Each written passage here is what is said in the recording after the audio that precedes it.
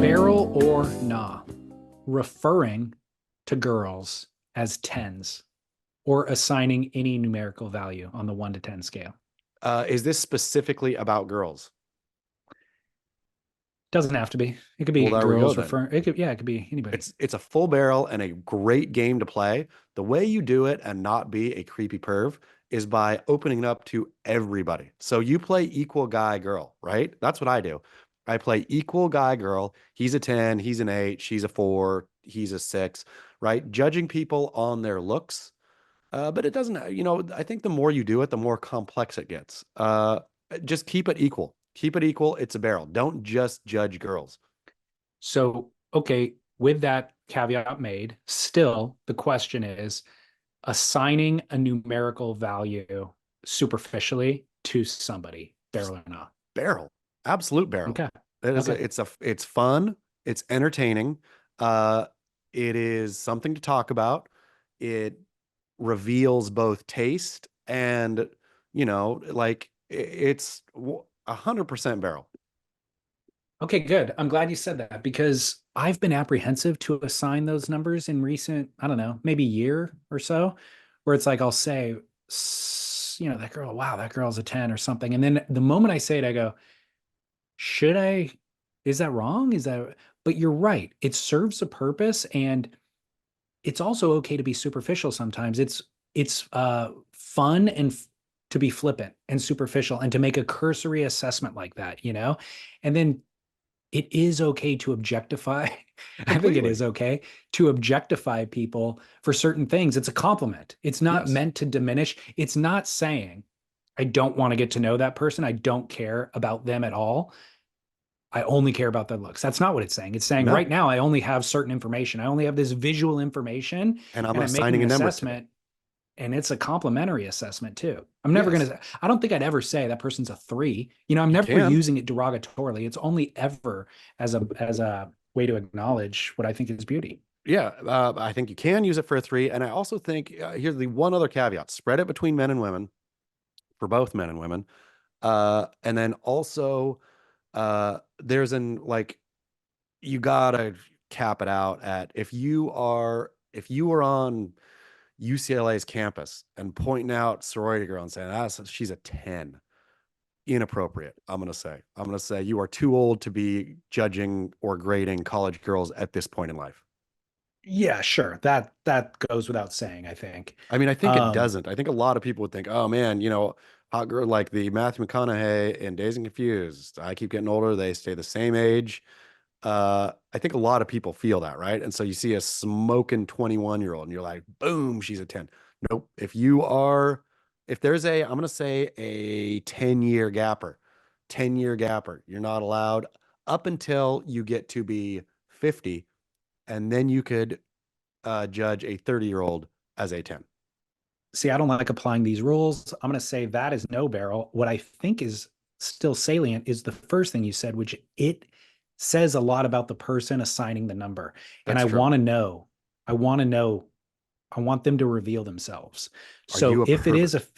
yeah, if a 50-year-old is calling a 21-year-old sorority chick a 10, well, now I can kind of quarantine him out of my friend group. You know what I mean? That's Like true. I That's want true. him to reveal that information to me. That's true. And also if they see a Janine Garofalo type with with reading glasses on and call her a 10, I'm curious about that. I'm like, okay, I hear you. I could see the hotness in that version of a, you know. You're So getting I want to you're know. defining taste. You are. Yeah. It's a barrel. So I like it. I like it. And the other thing that's great about this is it's um it's a precise measurement. It's like I don't know of a more precise measurement. When I Google a book and it shows me Goodreads rating is 8.3 on this book. I'm like, well, I don't know what that means. Like, Yeah. who rated it? What is it? What's their preference? What's their taste? This 1 to 10 scale, it's very precise. It tells me everything I need to know. I think it may be the best scale ever created, better than the Rotten Tomato scale. Simple and clean. I got a better scale amongst the friends, but it's way too complex to unpack here. But it is a 1 to 10 scale, but it's a 10-day business week. And it's just really complex. There's a lot that goes into it. Save it for Noble Rot. Build a show Okay. around it for Okay. next week. Okay. Next one, I'm glad that I can continue using the 1 to 10 scale in my life. That simplifies things for me moving forward. All right, this next one comes from a listener. Chaz and David, I have a barrel or nah for you guys. Pretty perplexing here. Been going to a couple different friends' houses and seeing the in the bathroom, the guest bathroom, the regular soap and the fancy soap. And what I've noticed is no one dares to touch the fancy soap. There's like the traditional soap dispenser, and then you have like a fancy bar of soap in some kind of like packaging, or like, it just, no one touches it. No one's bold enough to like get down with the fancy soap. And I think I'm just going to go rogue the next time I'm at a friend's house and get down on it. Only going home and realizing in my guest bathroom, I have a fancy soap. So it's just like hit me like a ton of bricks this week. Barrel or not, an extra fancy soap in your guest bathroom. Cheers. See you, boys. Keep up the work. It's been hiding in plain sight in front of us for so long. All along, I'm going to say both barrel to have and barrel to use. I'm going to say, particularly in the guest bathroom, right? The master bath, or the shower that you all, dear listener, use at home. Typically, if you're married or partnered up, we'll have a varietal of soaps in there anyway. If mine is any reflection, you got one bar that's like down to nothing, basically. You have usually kind of like an oatmeal-y thing that makes its rotation in there, or like a walnut shelly thing in the soap, like an exfoliating one. Yeah. You'll have a couple from the hotel, some random hotel. Those typically are in the bottle. It's just a grab bag of soaps, right? I don't think, is your master bath shower curated with like good, like whatever soap? I mean, of course it's good, but like consistent soap. Mine, so our household for hand soaps, it's all pump dispensers. Yeah. Yes, but in the We shower, don't. we're talking specifically, because he's talking So shower. in, He's not talking a fancy soap at the sink. He's talking in the oh, shower. I thought he was talking. Okay. Was he talking shower? I didn't catch that. I, oh, I thought he was was he? at a friend's house. He was at And a there was friend's like a house using the dish. restroom. Yeah. Like I grew up with in my house and a lot of houses I went to, there was a fancy soap and fancy towels. Okay. And then, Yes. and then there, it's a decorative soap is what we're talking about. And it's often in a shape of something like it's in a mold Yes. that's a flower I or an got you. angel or That is something. probably exactly what he's talking about. Then I'm going to say no barrel on that. That is an unnecessary, and it signifies nothing, and nobody's going to, it tries to signify taste, but it doesn't. It signifies that you or somebody was at Bed Bath and Beyond, and there was a, like, that you did an impulse buy at the counter. I think it actually is attempting to signify wealth. Of course it does. It's attempting to signify we have all of our initial needs met. We can feed ourselves, we can clean ourselves, we can afford all that stuff. And guess what? Now we have a new layer of things. We can afford that stuff. Now we can afford an additional layer that we don't even need. We have Yeah. surplus soap and surplus towels, the fanciest version of them on display for you to know that we have an additional layer of wealth. We are now middle class, is kind of what it's Yes. signifying. But what they're not realizing is no, if you were actually wealthy, you would buy the most expensive things to use, not Yes. to not use, Yep. right? And so these things in my mind never should have existed in my youth, never should have existed in the first place.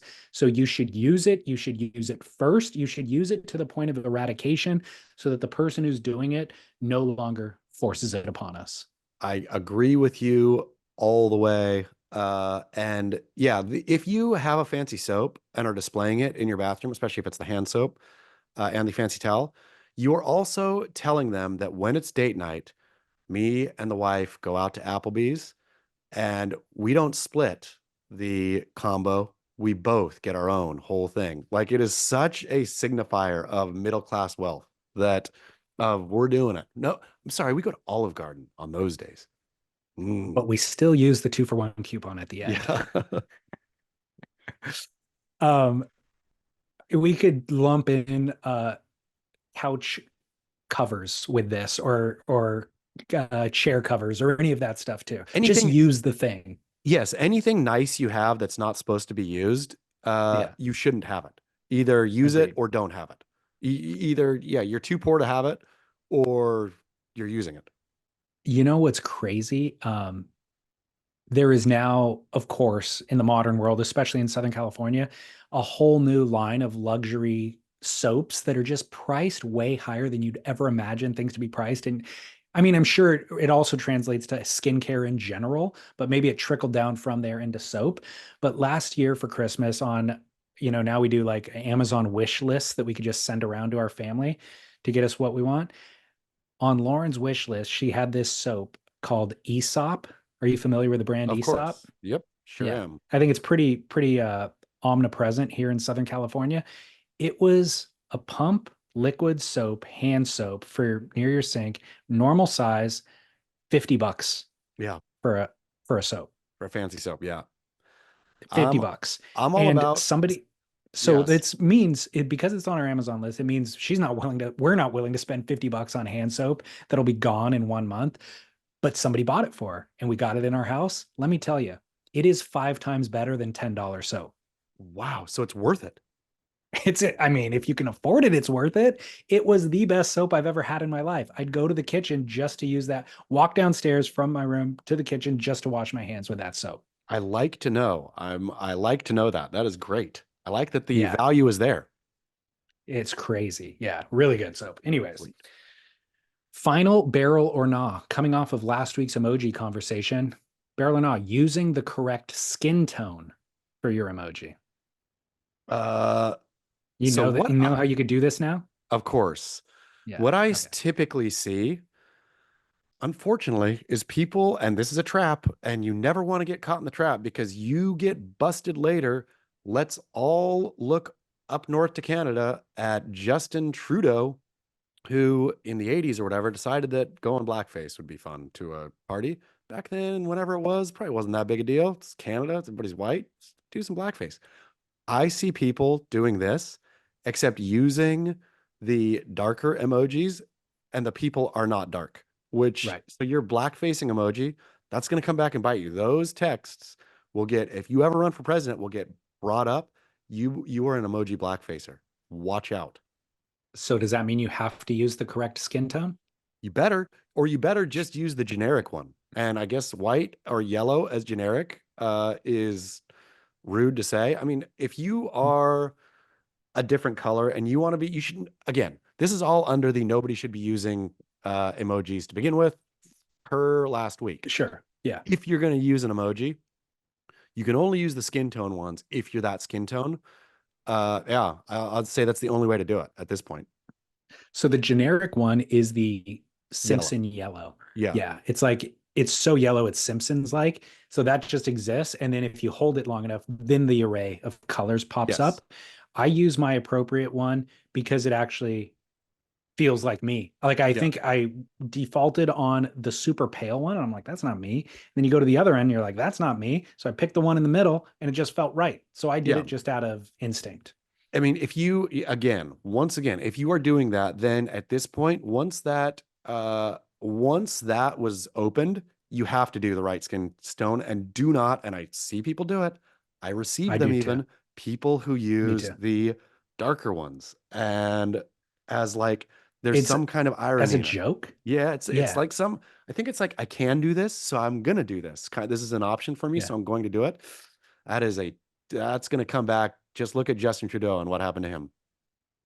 Well, so I think that the people that have done it to me, they are not racist No. in any way. And Yeah. it's not, to me, they're not doing it.